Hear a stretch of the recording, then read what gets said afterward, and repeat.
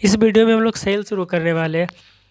और इसके अलावा हम लोग साइंस का एक पूरा सीरीज चल रहा है जिसमें फिजिक्स, केमिस्ट्री और बायोलॉजी तीनों को चैप्टर वाइज और टॉपिक वाइज हम लोग डिटेल में पढ़ने वाले हैं। अगर आप पूरे टॉपिक को डिटेल में पढ़ना चाहते हैं तो हम लोग को प्ले स्टोर पर परीक्षा 24 एप्लीकेशन को डाउनलोड करके इंस्टॉल कर लीजिए। ठीक है, तो अभी हम लोग जो सेल पढ़ेंगे वो हम लोग के लिए बीपीएससी के PT, Bihar teacher, SSC, railway और बिहार एसएससी के एग्ज़ाम्स के लिए इम्पॉर्टेंट है, उसके सिलेबस को कवर करेंगे। और साथ में हम लोग इसमें एनसीईआरटी के टॉपिक्स को भी कवर करते चले जाएंगे।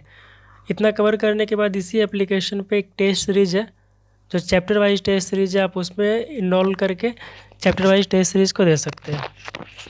ठीक है, चलिए हम लोग कोशिका शुरू करते हैं। अब इसमें हम लोग जो टॉपिक्स, जिस भी टॉपिक्स को पढ़ेंगे यहाँ पे उसको लिख दिए कि कोशिका की खोज से शुरू करेंगे कि कोशिका को कौन खोजा था।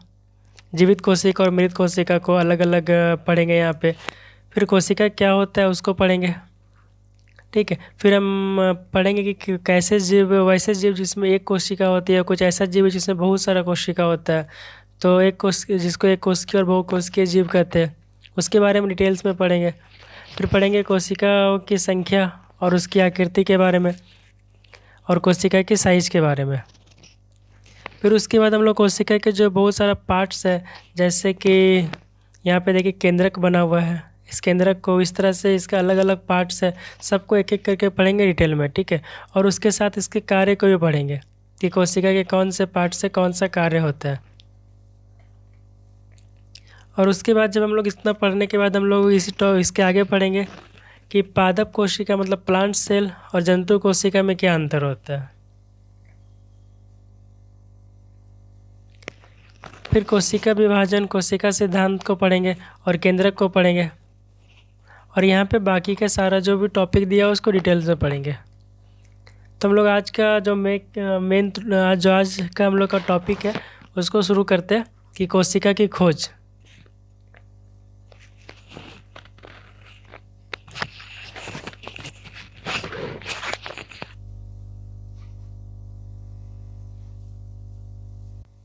हम लोग शुरू करते हैं आज कोशिका की खोज से। तो कोशिका का जो खोज किया गया था 1665 ईस्वी में, और खोज करने वाले थे रॉबर्ट हुक। ठीक है, तो कैसे खोज किए थे, तो यहाँ पे एक पिक्चर दिया हुआ है, देखिए इस पिक्चर को देखिए। क्या है कि कॉर्क एक वृक्ष है, उसके छाल को लिए और उसको आवर्धक लेंस से देखे। आवर्धक लेंस क्या होता है? Magnifying glass. जैसे कि आप दो तरह के ग्लास को पढ़े होंगे मुख्य रूप से, जिसमें वस्तु को छोटा और बड़ा करके देखने में यूज किया जाता है। जैसे कि एक अवतल लेंस को पढ़े होंगे। अवतल लेंस क्या होता है? जिसमें छोटी वस्तुओं को बड़ा करके देखा जा सकता है। जैसे कि वाहन जो चलता है उसके साइड मिरर के रूप में अवतल लेंस का यूज किया जाता है कि वहाँ पे बड़े बड़े वाहन को छोटे से जगह पे देखना होता है। इसलिए गाड़ी के साइड में जो आईना होता है अवतल लेंस होता है। उत्तल लेंस क्या होता है? उत्तल लेंस होता है कि छोटी वस्तु को बड़ा करके देखने के लिए। तो मैग्नीफाइंग ग्लास जो बनाया जाता है उत्तल लेंस का बनाया जाता है। और यहाँ पे छोटी वस्तु को बड़ा करके देखना था, क्या कि सेल छोटा होता है। तो क्या हुआ था कि आवर्धक लेंस से जब रॉबर्ट हुक यहाँ पे इस पेड़ के छाल को देखते हैं तो उनको ऐसा छोटा छोटा कमरा ऐसा दिखाई देता है, कोष्ठक। तो इस प्रत्येक कमरा का या प्रत्येक कोष्ठक का नाम वो सेल रखते हैं। सेल का मतलब होता है छोटा कमरा। सेल एक लैटिन वर्ड है। लैटिन क्या होता है? जैसे कि आप इंडिया में जो भाषा है बहुत सारा, उसका जन्म संस्कृत से हुआ है, उसी तरह यूरोपियन लैंग्वेज का जन्म लैटिन से हुआ है। तो लैटिन भाषा में सेल का मतलब होता है छोटा कमरा। क्या कि यहाँ पे मधुमक्खी का छत्ता के जैसा छोटा छोटा कमरा दिखाई दे रहा है, इसलिए रॉबर्ट हुक इसको क्या कहते हैं? इसको कहते हैं सेल। ठीक है, लेकिन यहाँ पे एक बात ध्यान देने के लायक है कि मृत कोशिका था, जिसका खोज किए थे रॉबर्ट हुक, मृत कोशिका था। ठीक है, आगे जीवित कोशिका का खोज कौन किया उसको पढ़ेंगे, लेकिन फिलहाल अभी 1665 में रॉबर्ट हुक मृत कोशिका का खोज किए थे। तो यहाँ पे प्रश्न हो सकता है कि कोशिका का खोज कौन किया था? तो रॉबर्ट हुक। और मृत कोशिका का खोज कौन किया था? तो रॉबर्ट हुक। ठीक है, अब आते दूसरे हम लोग पॉइंट पे कि तो मृत कोशिका का खोज रॉबर्ट हुक किए थे। तो दूसरा सवाल है कि जीवित कोशिका का खोज कौन किए होंगे? तो ल्यूवन हुक किए थे। ठीक है। लिवनहॉक 1674 ईस्वी में किए थे। तालाब के जल को देखे तो वहाँ पे वो छोटा छोटा जीवित कोशिका को देखे थे, बैक्टीरिया। ठीक है। जिस जीवाणु को खोज किए थे। तालाब का जल को वो पहले के तुलना में एडवांस सूक्ष्मदर्शी से देखे थे। क्या है कि जब मैग्नीफाइंग ग्लास जब आविष्कार हुआ, रोजर बेकन जो इंग्लैंड के थे वो मैग्नीफाइंग ग्लास को ढूंढे थे। ये तो जब मैग्नीफाइंग ग्लास हुआ तो वहाँ से सूक्ष्मदर्शी बनने का भी रास्ता साफ हो गया। तो जब सूक्ष्मदर्शी का आविष्कार हुआ तो एडवांस लेवल का सूक्ष्मदर्शी बनना शुरू हुआ। तो जब एडवांस लेवल का सूक्ष्मदर्शी बन गया तो क्या हुआ कि बहुत अब हम लोगों का मैग्नीफाइंग क्षमता और आवर्धक क्षमता ये बढ़ गया कि बहुत सारी जो बहुत छोटा वस्तु उसको भी थोड़ा ज़्यादा बड़ा करके देख सकने लगे। तो जब बहुत छोटा वस्तु को बड़ा करके देखने लगे तो बहुत सारा आविष्कार भी शुरू हुआ। जैसे कि सेल मैग्नीफाइंग ग्लास से कोशिका ढूंढा गया था, उसके बाद जीवित कोशिका ढूंढा गया। तो जीवित कोशिका कैसे ढूंढे थे, जिसको हम लोग अभी बताए कि लीवनहॉक ढूंढे थे 1674 ईस्वी में तालाब के जल में। वहाँ पे स्वतंत्र रूप से कुछ जीवित कोशिका था जिसका नाम जीवाणु दिए थे। जीवाणु मतलब बैक्टीरिया। उसके अलावा यहाँ पे देखिए, आप इस पिक्चर को देख सकते हैं लीवनहॉक का, और यहाँ पे उनके द्वारा कुछ ऑब्जर्वेशन है, जैसे white blood cell, red blood cell, yeast cell, sperm cell और बैक्टीरिया सेल। इसके बाद आते हैं कोशिका। ठीक है। दो चीज़ हम लोग अभी पढ़ चुके हैं, मृत कोशिका और जीवित कोशिका का खोज कौन किए थे। अब हम लोग पढ़ते हैं कोशिका क्या होता है। तो कोशिका का देखिए एक ही चीज़ है, यहाँ पे अलग अलग परिभाषा लिखा गया है। सबसे पहले देखा जा रहा है यहाँ पे सबसे पहले लिखा जा रहा है कि सजीवों के शरीर के रचनात्मक एवं क्रियात्मक इकाई है। तो सजीव क्या होता है, तो आप अपने आसपास देखेंगे तो दो तरह का वर्गीकरण किया गया इस हिसाब से, एक सजीव दूसरा निर्जीव। ठीक है। जिसको कह सकते हैं एक जीव दूसरा निर्जीव। अब जीव और निर्जीव किस आधार पे हम बता सकते हैं कौन जीव है कौन निर्जीव है। तो उसके लिए क्या है कि जिसमें भी कोशिका है, सिंगल कोशिका भी कम से कम तो एक कोशिका हो, वो सब जीव है। और जिसमें कोशिका नहीं वो निर्जीव है। कोशिका में जैसे कि आप देख सकते हैं बैक्टीरिया, जीवाणु जिसको कह रहे हैं, एक कोशिकीय जीव है। ठीक है। जीवाणु के अलावा जैसे मानव और पादप मतलब प्लांट्स, सारा का सारा जीव है, क्या कि सब कोशिका से बना हुआ है।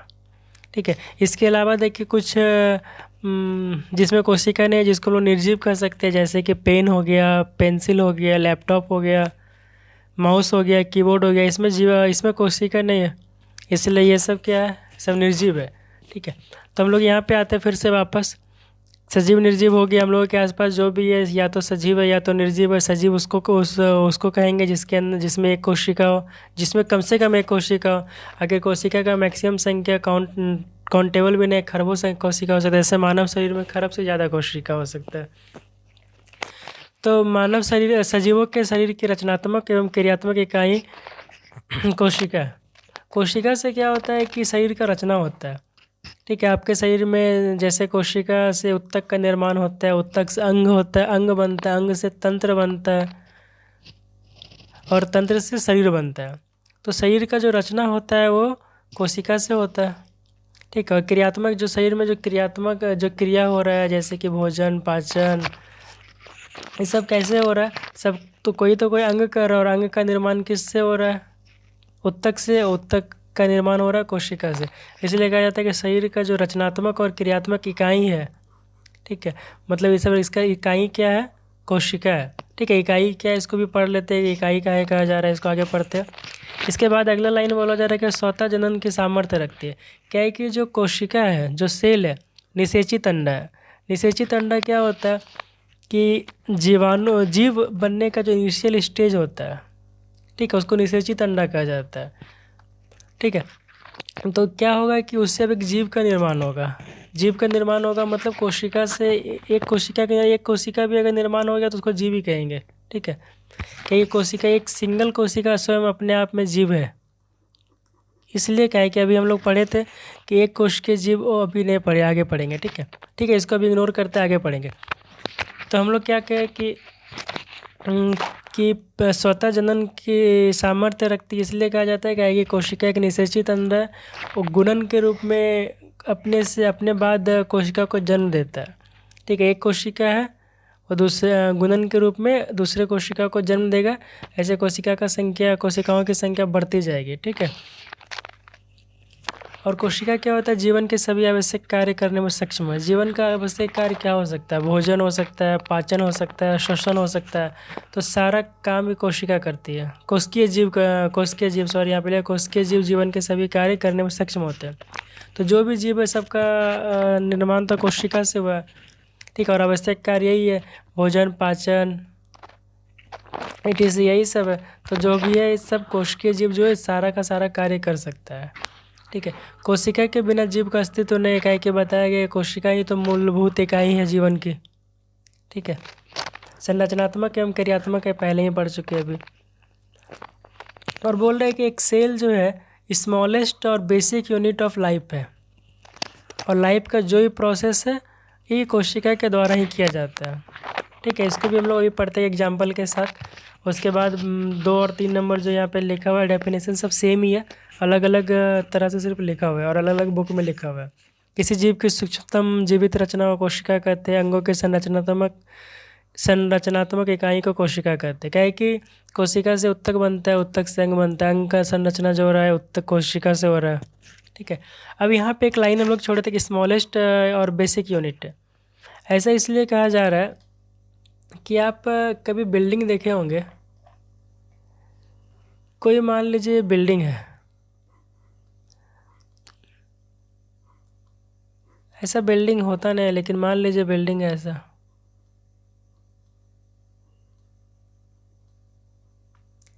तो अगर आपसे पूछा जाए कि इस बिल्डिंग का स्मॉलेस्ट या फिर बेसिक यूनिट क्या है तो क्या होगा, कहाँ से बिल्डिंग बनना शुरू हुआ होगा? तो ईंट से शुरू हुआ होगा। ईंट से ईंट को जोड़ा गया होगा और दीवार बनाया गया होगा। देखिए दीवार है, फिर चारों साइड से दीवार जोड़ा गया होगा और एक कमरा का निर्माण किया गया होगा। फिर कमरा का निर्माण करके 2-3 कमरा का निर्माण किया, कमरा जोड़ के 2-3 कमरा बनाया गया होगा और इस तरह से एक मकान बनाया होगा। और मकान के ऊपर फिर से वही प्रोसेस यूज करके इसका फर्स्ट फ्लोर सेकंड फ्लोर का निर्माण करके एक बिल्डिंग का निर्माण किया गया होगा। तो बिल्डिंग बना कैसे, बिल्डिंग का मूल इकाई क्या है? बिल्डिंग जो बनना शुरू हुआ कहाँ से शुरू हुआ? तो ईंट से शुरू हुआ। इसी तरह ये अगर बिल्डिंग का सबसे मेन बेसिक यूनिट अगर ईंट है तो मानव शरीर या किसी भी शरीर का मेन जो बेसिक यूनिट है क्या है? कोशिका है।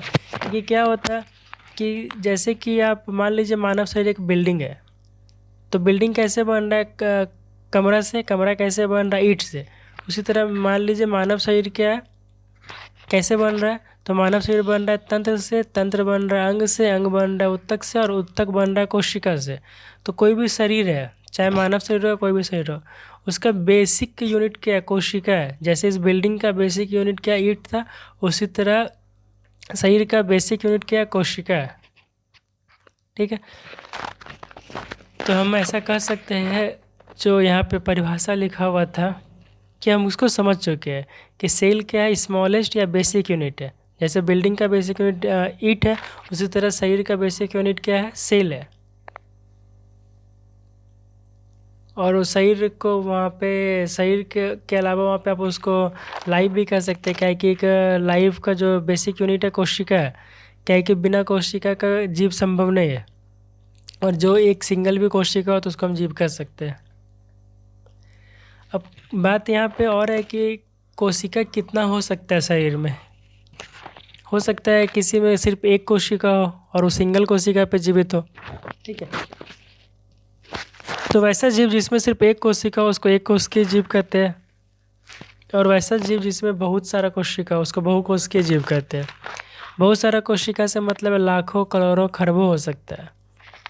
ठीक है, वैसा जीव जो एक कोशिका से बने उन्हें एक कोशिकीय जीव कहते हैं। यहाँ पे लिखा हुआ है, उसका कुछ एग्जाम्पल भी दिया, जैसे जीवाणु होता है, पीपीएलओ होता है, माइकोप्लाज्मा होता है, नीलहरित शैवाल होता है, सारे एक कोशिकीय जीव होता है। बहुकोशिकीय जीव क्या होता है? तो जितना भी एनिमल्स है और जितना भी प्लांट्स है सारा का सारा क्या है? बहुकोशिकीय जीव है। ठीक है, इसमें एक से ज़्यादा कोशिका होता है। एक से ज़्यादा का मतलब लाखों, खरबों, अरबों हो सकता है। ठीक है, अब दोनों में मुख्य अंतर क्या है? जो अंतर है उसको बेसिक रूप से हम लोग यहाँ समझ लेते हैं, बाकी डिटेल में तो आगे पढ़ेंगे। तो इसमें होता है क्या कि जो एक कोशिकीय जीव होता है, जैसे यहाँ पे देखिए एक फोटो दिया हुआ है एक कोशिकीय जीव का, बैक्टीरिया का, ठीक है। तो इसमें क्या होता है क्या कि केंद्रक का अभाव होता है। यहाँ पे केंद्रक नहीं है, केंद्रक का एक पिक्चर देख लीजिए पहले। देखिए यहाँ पे जो गोल सा बना हुआ है ना, ये केंद्रक है। और केंद्रक में क्या होता है, या तो डीएनए या आरएनए होता है, मतलब आनुवांशिक पदार्थ होता है। केंद्रक के अंदर आनुवांशिक पदार्थ स्टोर किया जाता है, ठीक है। तो एक कोशिकीय जीव में क्या होता है कि इसमें केंद्रक नहीं होता है और ना केंद्रक झिल्ली होता है, ठीक है। इसका केंद्रक पदार्थ बिना झिल्ली का होता है। लेकिन यहाँ पे क्लियर होना चाहिए कि इसमें केंद्रक नहीं होता है, लेकिन केंद्रक पदार्थ जो आनुवांशिक पदार्थ होता है, ठीक है। तो किसी जगह पे इस जगह पे होता है। तो हम लोग ऐसा मान लेते हैं कि अगर यहाँ पे केंद्रक होता, अगर केंद्रक होता तो इस जगह पे होता है, ठीक है। तो इसमें जो एक कोशिकीय जीव है उसको क्या कर सकते हैं, उसको हम लोग कहते हैं प्रोकैरियोटिक कोशिका, ठीक है। जो ऐसा कोशिका जो एक कोशिकीय, मतलब एक कोशिकीय जीव को हम लोग प्रोकैरियोट्स कहते हैं। और जो जो एक कोशिकीय जीव है उसको प्रोकैरियोट्स कहते हैं, ठीक है। और एक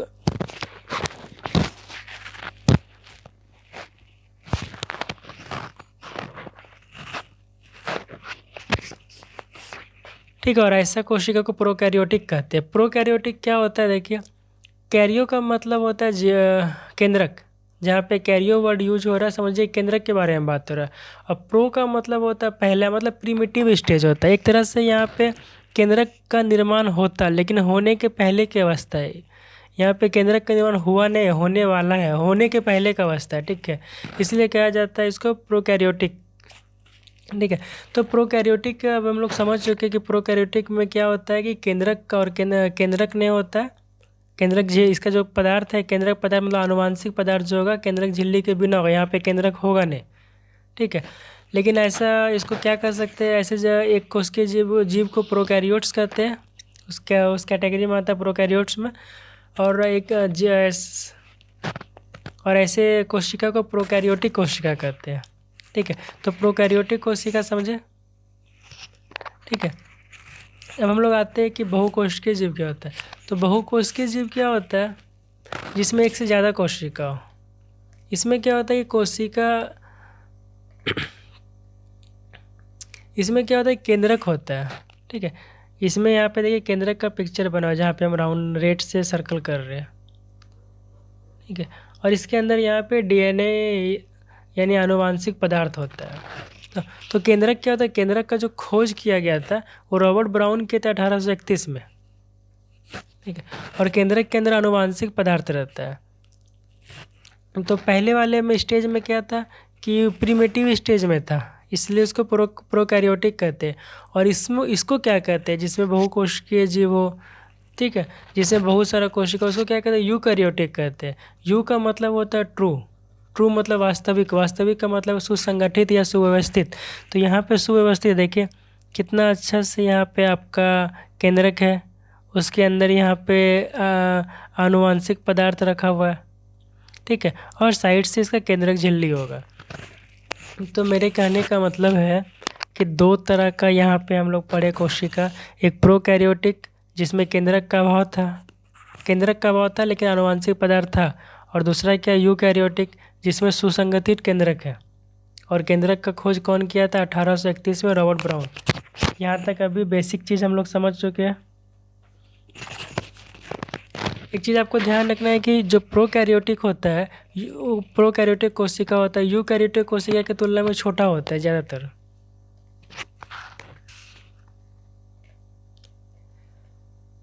केंद्रक देखिए यहाँ पे प्लांट्स में, ये प्लांट्स का कोशिका और एनिमल्स का कोशिका को हम कैसे पहचानते हैं उसको आगे देखेंगे।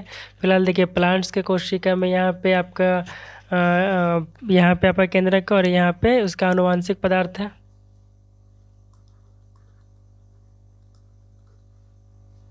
और यहाँ पे एनिमल्स का ये वाला एनिमल्स का केंद्रक है और यहाँ बीच में आनुवांशिक पदार्थ है, ठीक है, ये वाला केंद्रक है।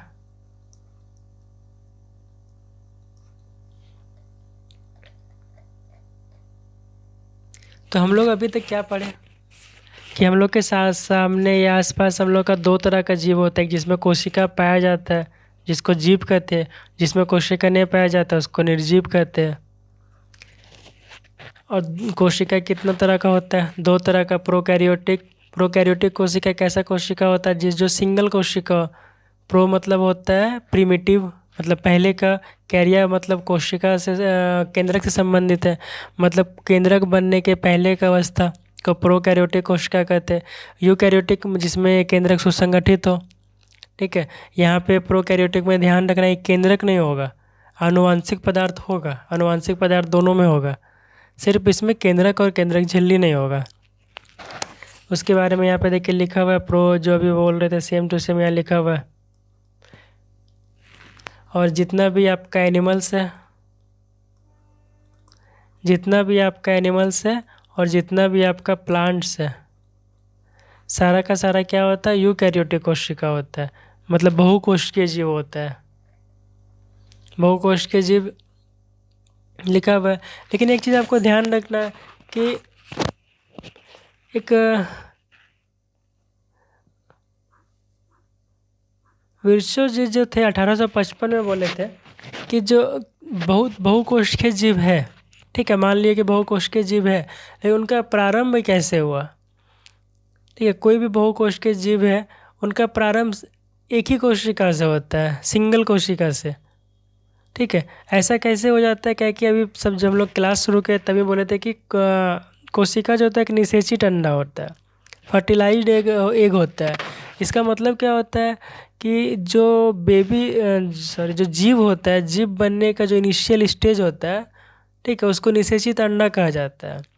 तो क्या होता है? निषेचित अंडा होता है वो गुणन करता है और वृद्धि करता है, और परिवार इससे क्या होता है? गुणन करता है और वृद्धि करता है, मतलब 1 से 2 होता है। ठीक है, 2 से फिर बढ़ते जाता है, बढ़ते जाता है, बढ़ते जाता है, और जो एक कोशिका है वो बहुकोशिकीय में बदल जाता है। तो हम 2 तरह से इसको देख सकते हैं। एक तो कि जो भी कोशिका है वो अपने पूर्ववर्ती मतलब पहले के कोशिका से बना होगा। क्या किसी को यही कोशिका था कि निषेचित अंडा था जो बढ़ के अगला कोशिका का निर्माण कर दिया? तो जो कोशिका वर्तमान में वो अपने पहले के कोशिका से बना है, ऐसा कर सकते हैं। ठीक है, और सिंगल कोशिका क्या होता है? सिंगल कोशिका जो है बढ़ते बढ़ते बढ़ते बढ़ते बहुकोशिका जीव में चेंज हो जाता है। मतलब बहुकोशिकीय जीव में पहले सिंगल कोशिका होता है, फिर वो गुणन और परिवर्धन करता है जिससे बहुकोशिकीय जीव बन जाता है। लेकिन इसका ऐसा मतलब नहीं है कि जितना भी एक कोशिकीय जीव वैसा बहुकोशिकीय जीव बन जाएगा। ठीक, लेकिन इसमें एक चीज़ और ध्यान रखना है, कोशिका जिसमें ज़्यादा है जिसमें कम है तो उसके क्रियाकलाप पे कोई फ़र्क नहीं पड़ेगा।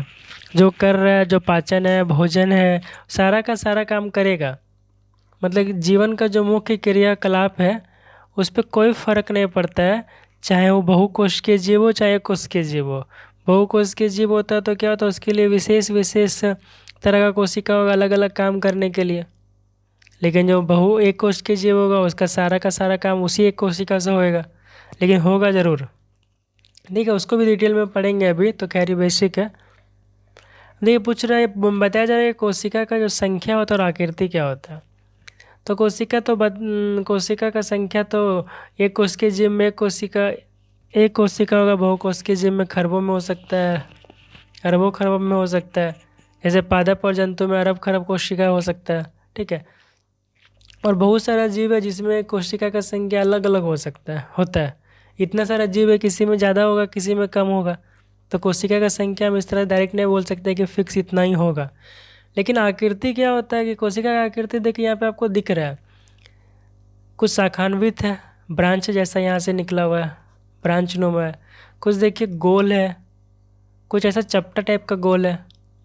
तो ज़्यादातर आप देखेंगे तो गोल, चपटा, गोल और लंबा होता है। जैसे स्पम का है देखिए लंबा टाइप का है, ये हल्का गोल जैसा है। ठीक है, तो ज़्यादातर जो कोशिका आपको दिख रहा है गोलीय होगा। गोलीय मतलब यहाँ पे देखिए ये वाला कोशिका गोलीय दिख रहा है, या फिर गोल होगा। ठीक है, या फिर लंबा होगा इस टाइप का। मतलब कि ज़्यादातर कोशिका के बारे में बोल रहे कि इस टाइप का होता है, गोलीय, चपटा गोल या लंबा होता है, और कुछ शाखान्वित होता है। ठीक है, और कोशिका का जो आकृति होता है वो बदल भी सकता है। जैसे कि कुछ कोशिका का जो होता है आकृति, अमीबा है, वो अपना आकृति को बदल लेता है। ठीक है। और कुछ कोशिका का आकृति स्थिर भी रहता है, कुछ आकार मतलब स्थिर, जैसे कि तंत्रिका कोशिका, उसका आकार स्थिर रहेगा, सेम रहेगा। तो मतलब हम ऐसा कह सकते हैं कि कोशिका की जो आकृति है वो कार्य के अनुरूप होती है, ठीक है। जैसा कार्य है उसका वैसा आकृति है। और कुछ ऐसा भी जीव है जो आकृति बदल सकता है, जैसे अमीबा। और कुछ ऐसा कोशिका है जो फिक्स रहता है, उसके आकृति में कोई चेंज नहीं होगा, जैसे कि तंत्रिका कोशिका। ठीक है, इस क्लास में हम लोग यहाँ तक रखते हैं।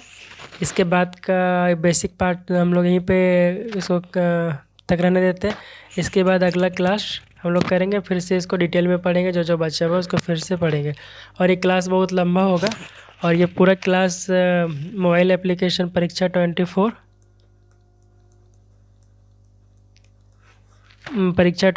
पर हम लोग अपलोड करेंगे। आप उसको इंस्टॉल करके वहाँ पे देख सकते हैं। और क्लास ये बहुत ज़्यादा ही लंबा होगा, लगभग 8 से 10 घंटा, कम से कम तो 6 से या 8 घंटा लगभग कोशिका क्लास होगा। इसलिए आप लोग एप्लीकेशन को डाउनलोड कर लीजिए और उसकी जगह पर आप लोग इसको देख लीजिएगा।